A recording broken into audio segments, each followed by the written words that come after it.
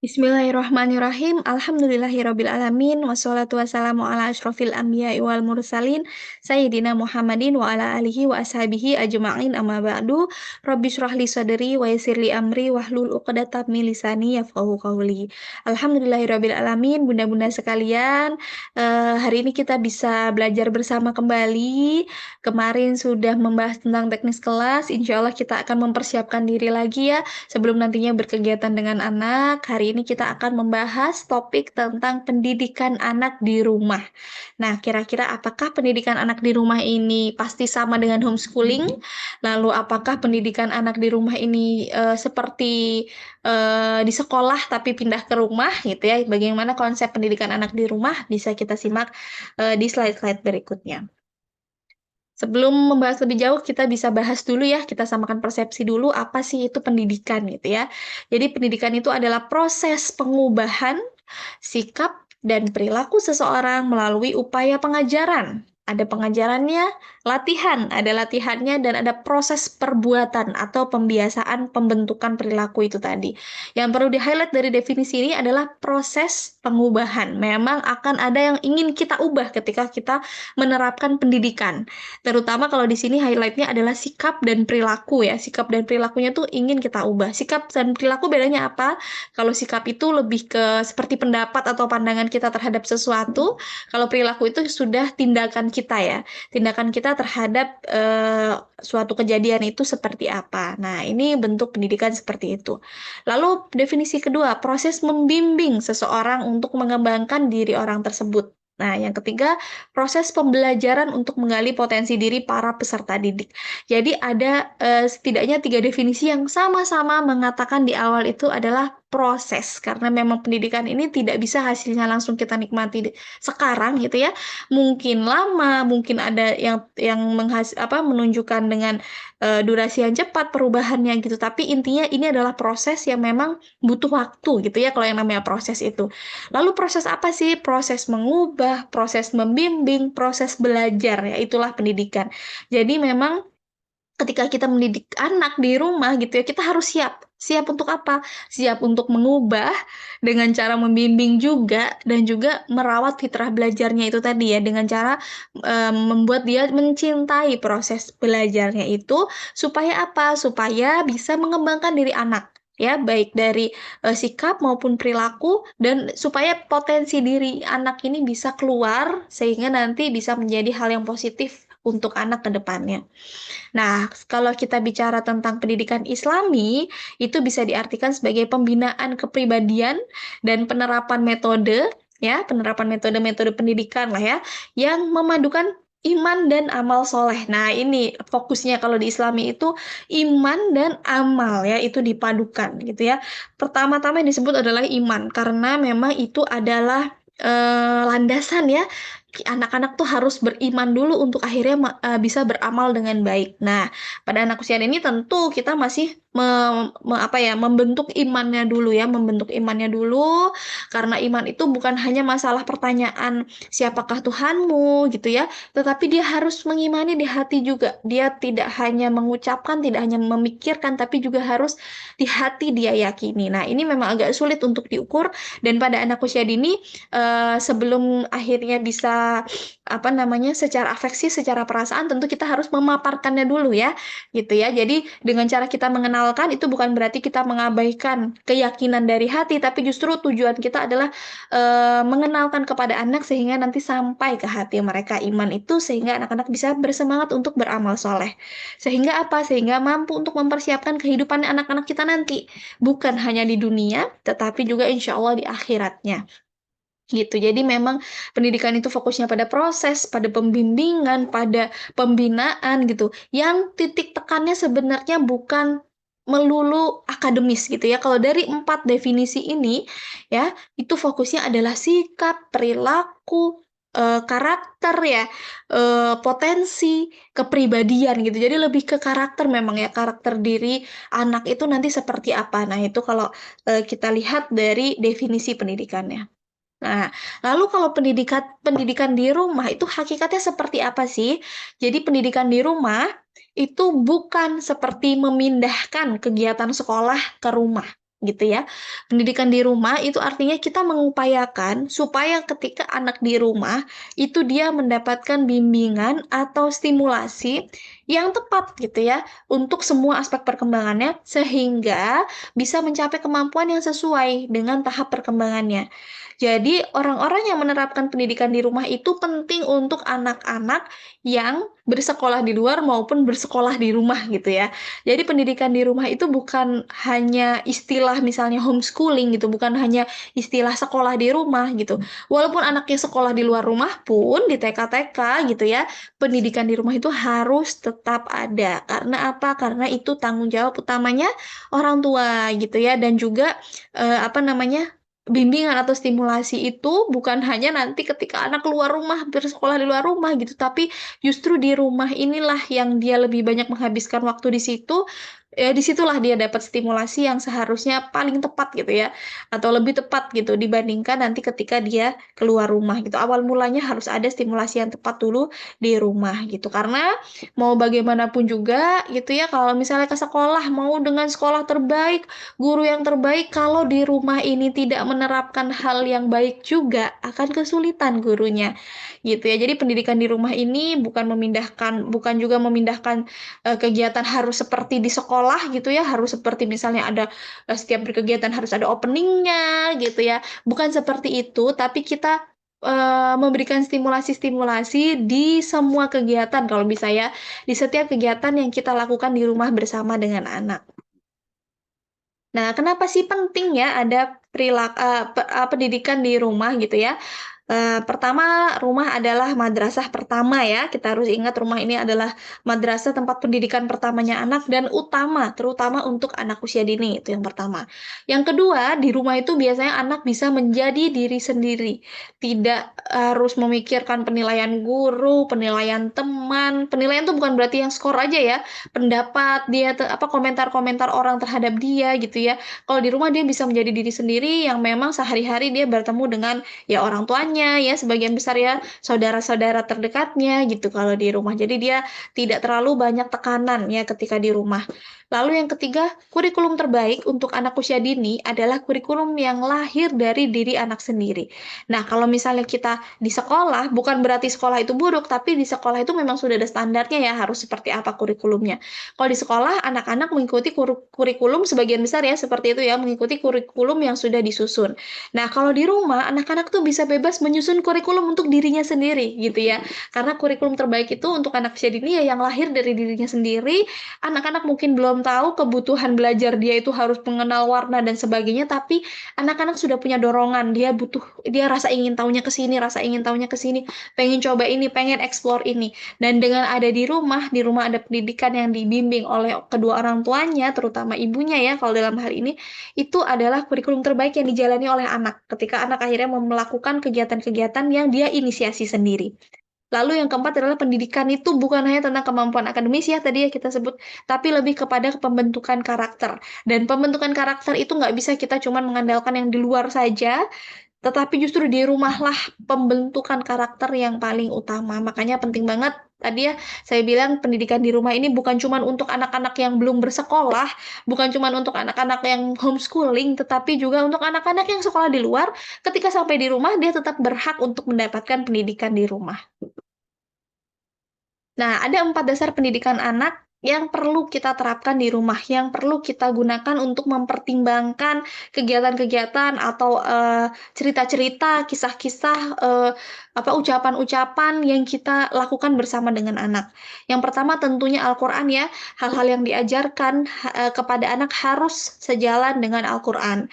Yang kedua As-Sunnah, hal-hal yang diajarkan kepada anak juga harus mengikuti perkataan dan perbuatan Rasulullah gitu ya. Yang ketiga, sikap para sahabat. Para sahabat itu kan orang-orang terpilih juga ya, yang diridhoi Allah, insya Allah ya, sehingga patut menjadi suri tauladan. Jadi selain kita menceritakan tentang Rasul, nabi-nabi gitu ya, kita bisa menceritakan juga bagaimana kisahnya para sahabat, bagaimana sikap-sikapnya, bagaimana perjuangannya. Nah, itu kita bisa belajar dari situ, bagaimana mungkin ada juga sahabat-sahabat yang menunjukkan contoh pendidikan anak yang baik itu seperti apa, itu juga bisa kita adaptasi gitu ya dalam pendidikan anak di rumah. Kemudian ijtihad juga penting ya. Ini adalah dalam bentuk usaha para ulama dalam menentukan hukum suatu amal melalui dalil-dalil yang terperinci ya. Juga dapat itu penting untuk menjadi pertimbangan dalam mendidik anak di rumah. Salah satu contohnya misalnya kita mau memberikan kegiatan yang mengasah logika anak, lalu kita mau memberikan board game gitu ya yang menggunakan dadu. Nah, kita perlu tahu nih gimana nih hukum dadu nih. Hukum dadu dalam Islam seperti apa gitu.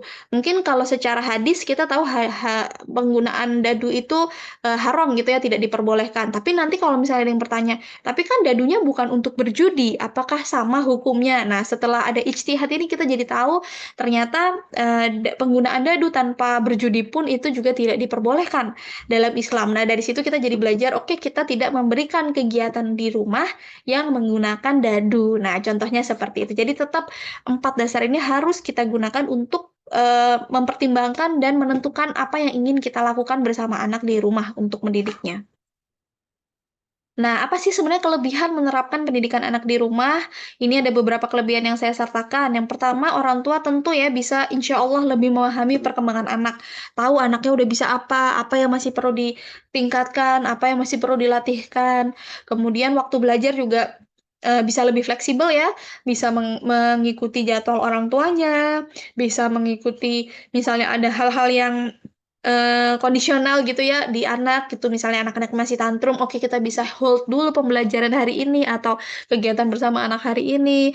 Nah, dari situ nanti kita bisa masuk sebenarnya tetap melakukan pendidikan ketika tantrum, pendidikan emosinya dimasukkan lewat situ gitu ya. Jadi fleksibel kita belajarnya. Kurikulum yang disusun juga bisa lebih individual. Kalau misalnya di sekolah itu kan kebanyakan mengikuti rata-rata anak seperti apa gitu ya. Tidak banyak lah ya sekolah yang benar-benar individual, si A ini butuh belajar apa, si B butuh belajar apa gitu. Ada tapi mungkin tidak banyak gitu ya. Kemudian bisa diterapkan pada anak yang belum ataupun sudah bersekolah di luar rumah. Bahkan harus diterapkan. Jadi apa namanya? Bukan masalah dia sudah sekolah atau belum gitu ya, tapi lebih ke ini tuh penting untuk kita terapkan di rumah gitu, walaupun bentuknya tidak harus selalu kegiatan yang terstruktur gitu ya, tapi ini sangat bisa untuk diterapkan kepada semua anak ya, nggak hanya yang harus homeschooling, tapi juga anak-anak yang sekolah di luar. Kemudian rutinitas belajar juga bisa mendukung berbagai aspek perkembangan ya, jadi kalau kita misalnya rutin melakukan kegiatan-kegiatan bersama anak, misalnya proses pembelajaran bersama anak, itu insya Allah nanti aspek-aspek perkembangannya banyak yang terstimulasi juga selain kemampuan kognitifnya ya. Jadi bisa meningkatkan bonding juga, bisa membuat anak lebih bertanggung jawab, disiplin dengan waktu dan sebagainya. Lalu media yang digunakan juga bisa memanfaatkan benda-benda yang ada di rumah ya. Tentunya kalau pendidikan di rumah bisa pakai apa aja sebenarnya yang ada di rumah ya. Sesederhana misalnya sapu, kita minta anak menyapu kamar, itu sebenarnya pendidikan di rumah, pendidikan tanggung jawab ya. Merapikan mainan, itu juga pendidikan tanggung jawab, mengenalkan bahwa Allah itu menyukai kebersihan dan keindahan. Jadi kita melakukan ini, menjaga kebersihan kamar, merapikan kamar ini karena Allah suka dengan itu. Kemudian orang tua dapat mengganti atau menambah metode belajar. Jadi kalau misalnya di tengah-tengah, misalnya nih kita mau mengadaptasi metode Montessori, kok rasanya anak kita nggak cocok ya sama metode Montessori misalnya, kita boleh ganti lagi metode yang lain. Atau kita, oh kayaknya kurang nih dengan metode ini gitu ya, misalnya kayaknya kurang nih mengenalkan huruf dengan metode fonik, coba deh aku tambah metode pengenalan satu kata utuh gitu, atau metode menulis dulu, atau metode yang lain-lainnya gitu ya. Itu fleksibel aja gitu ya. Kalau di sekolah, kalau kita mengandalkan di sekolah-sekolah saja gitu ya, itu belum tentu bisa sefleksibel itu. Kemudian bisa meningkatkan bonding antara orang tua dan anak ya tentunya ya, karena ini artinya kita sudah istilahnya mempersembahkan gitu ya waktu untuk memang menyengaja mendidik anak. Bukan karena lagi lowong nih main sama anak, bukan seperti itu, tapi kita memang menjadwalkan kapan kita memasukkan muatan-muatan dalam pendidikan anak di rumah.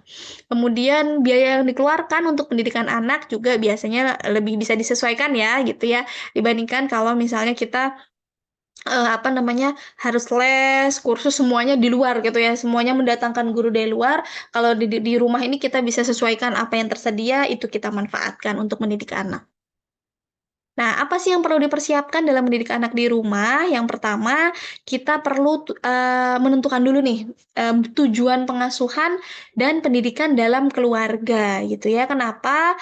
Karena itu nanti goal kita di situ gitu ya. Tujuannya misalnya menjadikan anak-anak kita menjadi manusia yang bermanfaat untuk umat, misalnya kayak gitu.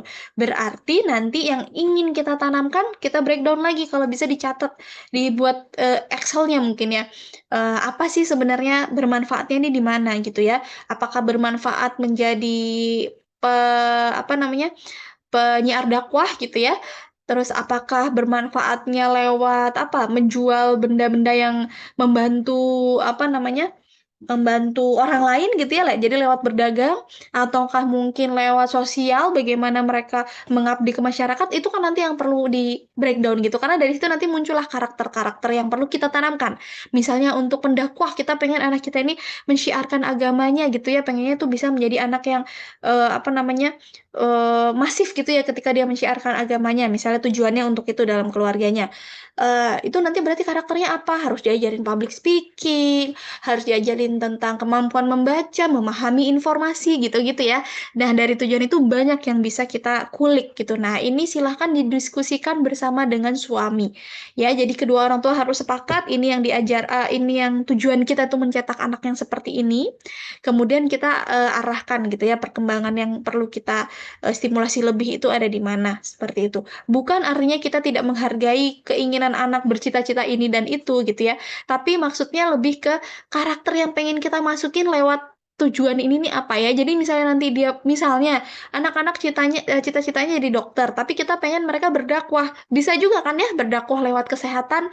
Berarti dia tetap harus bisa memiliki public speaking yang bagus juga kan ya untuk menyampaikan secara ilmiah mungkin seperti apa, secara dari data-data yang dikumpulkan dari Al-Qur'an seperti apa gitu. Jadi apa namanya, itu semua bukan berarti mengunci anak untuk tidak, mencoba berbagai macam minatnya di mana, tetapi kita lebih ke mengarahkan ini kira-kira baik atau tidak untuk perkembangannya, ini kira-kira bisa bermanfaat atau tidak nanti lewat, apa namanya, kegiatan ini bisa mencapai tujuan yang mau kita, capaikan atau tidak, seperti itu.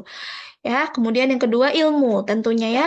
Ilmu bukan bukan cuma ilmu parenting saja gitu ya, tapi jangan lupa ilmu agama kita harus juga terus ditambah gitu ya. Karena tadi ya, jangan sampai kita memberikan stimulasi-stimulasi yang ternyata keliru gitu ya. Ternyata, oh ini nggak boleh gitu ya, ini nggak boleh dilakukan. Misalnya tadi seperti menggunakan dadu, ternyata itu menyalahi aturan dalam agama kita gitu ya.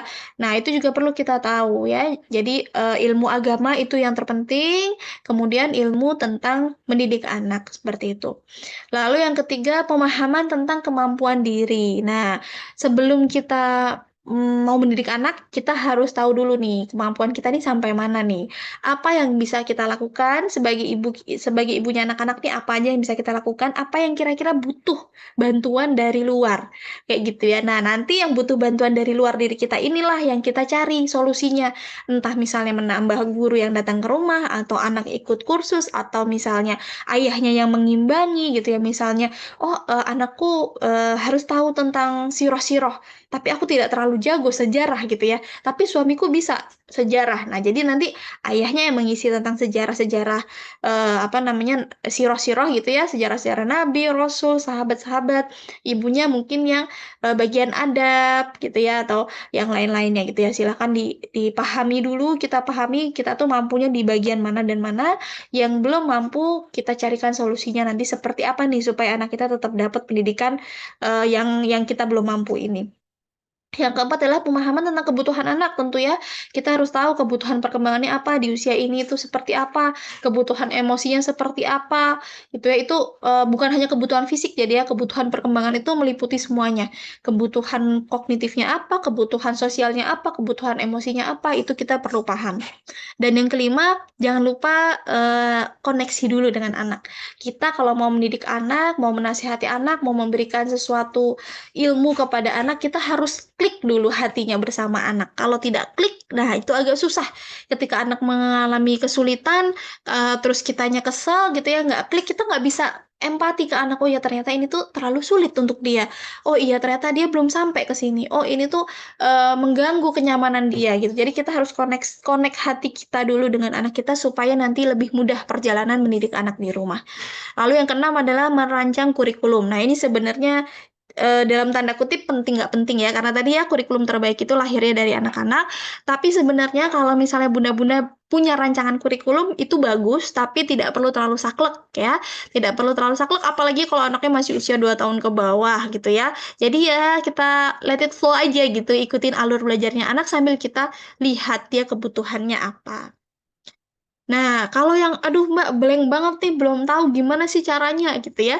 Oke, misalnya belajar udah, belajar ilmu agamanya udah, belajar ilmu parentingnya udah. Terus teknisnya gimana nih kalau misalnya kita mau anak-anak ini bisa mencapai tujuan yang kita sudah tulis gitu. Oke, pertama, tenangkan diri dulu, kita pikir dulu, kira-kira kita memungkinkan atau tidak kalau kita mau langsung memberikan kegiatan dari kita. Kalau belum memungkinkan kita membuat kegiatan sendiri untuk anak kita, pertama kasih aja dulu kesempatan ke anak kita untuk bermain bebas gitu ya. Bermain bebas dengan ditemani oleh ayah atau bundanya, dengan ditemani oleh kedua orang tuanya. Salah satu dari kedua orang tuanya, maksudnya ayah atau bundanya. Nah, jadi mereka terserah mau pilih yang mana dulu. Ini lebih baik lagi kalau punya jadwal ya, yang biasanya namanya special time. Jadi misalnya, jam segini ya Dek, kita 15 menit main bareng gitu. Tapi selama main bareng kita nggak usah banyak mengatur anak, kita lebih banyak mengobservasi anak ya. Jadilah observer saat anak bermain bebas, kita lihat apa aja yang diobserv ya. Kita amati cara anak main ini gimana sih. Oh, dia ini lagi suka main mobil, terus nanti ada yang polisinya nangkep pencuri, ambulansnya menolong orang, oh pretend play nih lagi suka role play nih ya, lagi suka bermain pura-pura. Terus topik apa itu yang menarik buat dia ya, yang dimain-mainin terus, dibahas terus berulang kali dalam satu hari gitu ya, atau sampai beberapa hari. Oh pemadam kebakaran, oke dia lagi suka transportasi khususnya community helper mungkin ya, seperti pemadam kebakaran. Oke, terus dari dia bermain apa sih yang sudah tercapai? Oke, dia kosakatanya banyak, dia bisa fokus sekian menit, dia apa namanya antusias ketika melihat ini, dia kalau dibacakan ini bisa duduk tenang, dia ternyata masih apa namanya masih ingat apa informasi yang pernah kita sampaikan sebelumnya, berarti memorinya baik gitu. Dan yang masih perlu distimulasi apa gitu ya. Oh oke, motorik halusnya kurang nih kayaknya nih ya, dia masih kesulitan masukin apa namanya tali ke dalam lubang manik-manik gitu misalnya ya, sambil kita lihat. Oh ternyata dia sudah cukup kuat ya, apa namanya, membawa balok misalnya ya, 2 balok yang ditumpuk, 3 balok yang ditumpuk. Oke, motorik kasarnya udah cukup kuat, tapi ternyata ketika menyusun balok-balok kecil, masih belum presisi. Oke, berarti motorik halusnya yang perlu ditingkatkan gitu. Jadi kalau kita lagi mengobserv anak itu benar-benar kita hadir di situ, kita lihat, perhatikan apa yang anak lakukan. Ini mungkin tidak semuanya punya kemampuan ini langsung baik gitu ya, langsung baik dalam mengobservasi anak. Tapi semakin sering kita main sama anak, insya Allah semakin banyak yang bisa kita observe, yang bisa kita dapatkan gitu ya. Ketika main sama anak nih apa sih sebenarnya yang kita dapatkan insight-nya gitu. Dia suka apa, dia harus apa namanya, dia harus distimulasi apa lagi, apa yang sudah dicapai gitu. Itu insya Allah akan terlihat. Terus yang ketiga, catat kalau bisa hasil observasinya. Kalau, bisa harian, kalau sudah mau memulai serius ya, bisa dilakukan harian. Jadi misalnya hari Senin gitu ya, kegiatan yang dilakukan bebas anak ini gitu. Catat yang tadi, dia antusias dengan ini, perkembangan yang tercapai ini gitu. Dia sudah bisa ini, belum bisa ini gitu. Kemudian misalnya diskusi dengan anak hari ini tentang ini gitu. Itu kita catat aja dulu. Jadi kita, mengikuti alur seperti biasa aja dulu ya, tidak usah terlalu banyak perubahan dulu karena kita baru memulai. Lalu amati kira-kira apa yang masih jadi PR ya gitu. Oh, oke ini kayaknya nih, baca bukunya kurang nih ya, gitu ya. Jadi lebih banyak mainnya, mungkin harus diberi waktu lebih nanti besok untuk baca buku lebih lama gitu loh, atau lebih banyak baca bukunya gitu.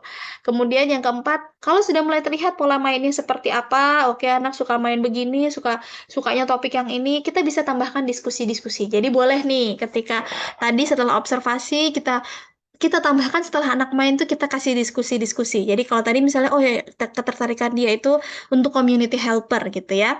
Terus kita boleh tambahkan misalnya, menurut kamu kenapa ya kok pemadam kebakaran itu mau menolong orang-orang yang kesulitan saat kebakaran gitu misalnya ya. Kira-kira kalau misalnya untuk orang-orang yang menolong orang lain itu Allah senang tidak ya gitu. Kira-kira Rasulullah pernah nggak ya? Kamu tahu nggak cerita Rasulullah sedang menolong orang-orang? Jadi kita kaitkan dengan apa namanya muatan-muatan yang pengen kita sampaikan ke anak lewat apa yang disukai dari anak gitu ya. Kemudian catat responnya seperti apa gitu. Nanti kalau misalnya oke dia sudah bisa diskusi tentang ini, tingkatkan lagi seperti itu. Nah, nanti itu dibiasakan aja dulu. Kalau sudah terbiasa, coba bikin kegiatan yang terstruktur untuk anak gitu ya. Ya kegiatan-kegiatan seperti yang ada di rumah lebah lah ya contohnya. Jadi memang sudah ada instruksinya, anak harus begini begini begini, kegiatannya begini begini gitu ya. Nah, jadi tidak harus Bunda pure dari nol gitu bikin kegiatan. Banyak sekali buku-buku ide kegiatan, itu juga bisa tuh. Ada yang 100 kegiatan, 365 kegiatan untuk setahun, itu juga ada. Silahkan gitu ya. Atau mungkin seperti mengikuti dari kegiatan dari rumah lebah juga bisa banget gitu ya. Bisa yang ambil kegiatan-kegiatan yang sudah disusun oleh orang lain, kalau mau dimodifikasi silahkan gitu ya. Catat perkembangannya gimana. Itu juga membantu anak untuk melatihnya nanti mengikuti permainan terstruktur. Nah, yang keenam, coba bikin kurikulum sederhana. Baru nih kalau sudah terbiasa melihat ide permainan itu biasanya gampang gitu ya, lebih mudah masuk ke kurikulum. Kurikulum sederhana misalnya untuk 1 pekan aja dulu ke depannya, seperti yang insya Allah akan kita lakukan. Nanti bunda-bunda akan lihat ternyata kayak gini nih udah bisa jadi pendidikan di rumah ya gitu. Itu hal-hal yang sederhana padahal. Jadi, lakukan itu secara rutin supaya terbiasa kitanya dulu. Sebelum membiasakan anak belajar, kitanya dulu yang membiasakan anak mengajak belajar, gitu ya, dengan metode yang menyenangkan tentunya ya, bermain kalau anak-anak usia dini. Nah, medianya bisa manfaatin apa aja yang sudah tersedia di rumah ya, tidak harus membuat sendiri, boleh ambil yang ada di rumah, boleh beli jadi, boleh beli dari orang lain yang mungkin juga membuat media untuk, pendidikan di rumah gitu ya, silahkan gitu. Itu istilahnya langkah singkat ya, tips singkat lah ya, tips singkat untuk bunda-bunda yang ingin memulai merutinkan pendidikan anak di rumah. Nah, semoga apa yang saya share tadi bermanfaat dan bisa kita aplikasikan dengan baik ya, bisa kita terapkan dengan baik di rumah. Saya paham kalau, mendidik anak itu bukan hal yang mudah. Saya paham juga gimana, struggling kita ya mengatur waktu dengan mengasuh anak dan memastikan stimulasinya tercapai dengan baik gitu ya. Tapi yang terpenting adalah kita mulai dulu, insya Allah gitu ya. Ini bisa menjadi bentuk ikhtiar kita dalam menjaga anak-anak kita, amanah dari Allah ya, mendidik anak-anak kita supaya apa? Supaya pahala kita itu tetap untuk kita gitu.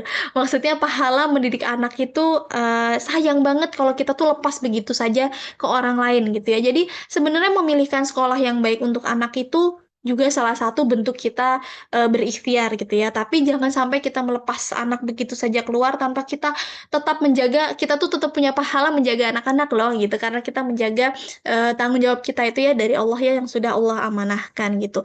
Insya Allah ketika kita dianugerahi anak oleh Allah gitu ya, diamanahkan anak oleh Allah, bukan hanya anak kita yang punya fitrah belajar, tapi kita pun insya Allah sudah dibekali Allah untuk fitrah mengajar anak-anak kita.